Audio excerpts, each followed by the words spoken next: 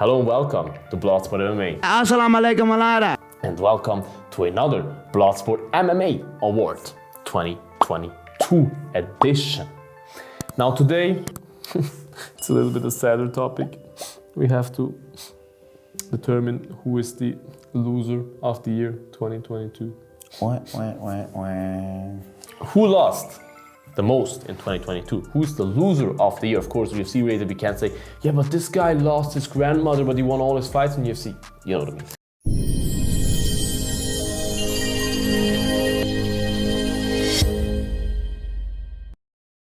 I would say I'll just start. I have two guys in my mind. That's why I start as well, because I have time to discuss it, even though I try to keep it short. First, my first thought, chronologically, was Darren the Gorilla Till. Because Darren Till was rumored to fight in the first UFC London this year, then he couldn't, injury. He had no fight scheduled, but he couldn't because of the injury. Then he was scheduled to fight Jack Hermansson in July or something, the next UFC London, headline it even. Got injured like few weeks out as well.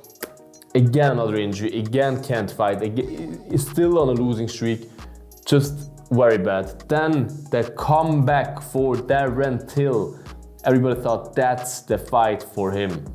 Duplessis, number 14 ranked, not like a number 3 ranked, young guy, he can stand out. Duplessis is not the craziest wrestler ever. Plays into Darren Till's cards, right? You see him preparing at Team All-Stars gym, at Bangtao gym in Phuket, at Tiger Muay Thai Phuket. In the best gyms you can train. Training with combat, takedown defense, everything on point. He looked sharp in every training video. See, everybody that trains with him, friends with him or not, tells you, hey, this guy is in crazy shape and everything. He comes in there, confident, Andrew Tate music, everything perfect. And then, looks like he doesn't belong there. And hey, in the second round, he looked like he does belong there, 100%, and that he is still one of the best in the world. But he looked, round 1 or 3, he looked like, and I'm a huge Darren Till fan, there's no disrespect.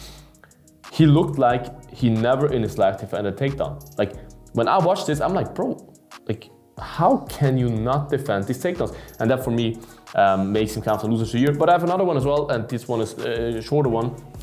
Really a shorter one because he's a shorter guy. Petr Yan. Petr Yan, beginning of this year, was not a champion, but a champion every people's brain because he dominated Aljamain Sterling, only lost because of the knee, you know the story. Fights Aljo again, loses the fight in my opinion, clearly against Aljo, loses the title, loses the best title, like that he's the best because he got beat fair and square by Aljo. Then thinks he can make the comeback. They gave him the fight. Sean O'Malley, everybody thinks he will win that fight easy. I didn't think that, but the casuals thought that. And hey, yeah, you can argue, write in the comments if you don't agree. I agree 100%. I disapprove 100%.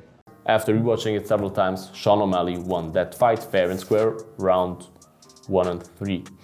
So he did not only lose the real title this year, he also lost against like the number 12 ranked contender, which is crazy. So right now he's thinking about leaving the UFC. He's like, yeah, it's just not good. So for me, I've got also two people. A big one for me was Rose. She only had one fight this year. Yeah, but like comparing like where she was, what she performed, and where it brought her, it's for me a sad loss. It's a big one. But I mentioned this one first because we have once again this one person.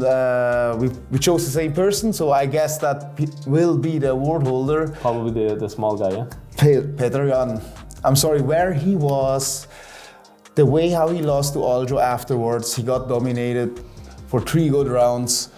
And then he tried to make a rebound fight. He wanted to bounce back by beating the new hype train.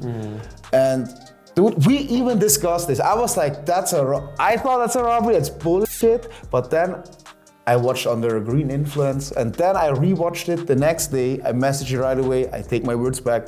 O'Malley clearly won. So if you always want the right picks, just DM me. I will explain you everything why I'm right, because I'm always right. No, I'm joking. always. No, but How many picks did you hit last time? 95%. Okay, guys. The Bloodsport MMA award for loser of the year, I probably won't like this, is Petr Yan. Petr Yan. Congrats! No, but Nah, man. he will bounce back. He's Darren Till also will bounce back. Rose will bounce Still a back. fighter I love to watch, man. They will all bounce back, and we'll have hopefully a better year next year, and we'll be on the other side of the awards. Write in the comments, guys, who had for you the worst year? Who is the loser of the year for you? Did we miss somebody? Was it Rose? Was it Darren Till? Write in the comments, guys, and like this video. Subscribe to this channel, guys. Would highly appreciate that, and I would highly appreciate as well if you would follow my plan in eating your vegetables. Okay, guys, follow my diet plan if there is one. There kind of is no diet plan for me, but What a cliffhanger that was. eat your vegetables, guys, and see you in the next one. Goodbye, guys. Bloodsport out.